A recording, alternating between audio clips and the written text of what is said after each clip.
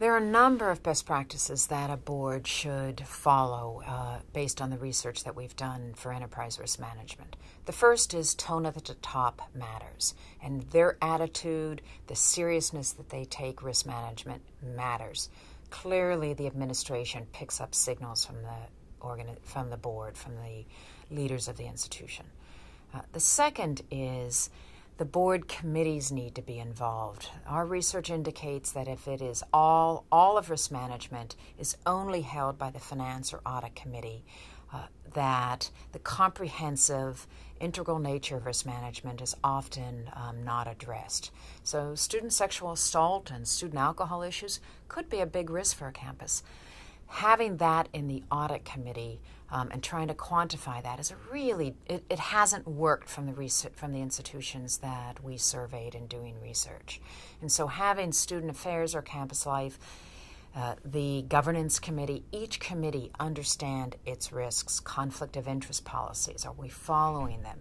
That's a risk. Gift acceptance policies. Are they followed? Are they understood as we start this capital campaign? That's a risk for the development committee. So having committee engagement in the process. The third is addressing sacred cows.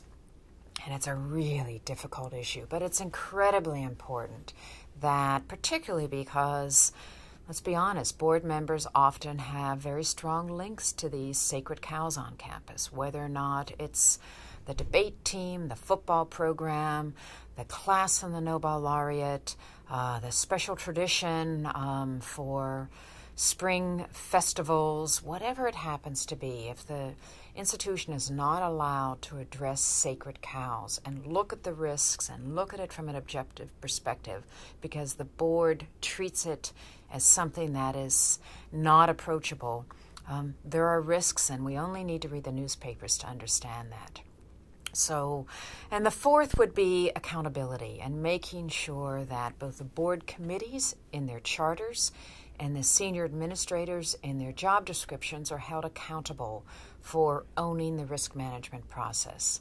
So there's lots of best practices of institutions who have really been at this. There are a number that have been at enterprise risk management for over 10 years, and we should learn from those and not try to reinvent the wheel.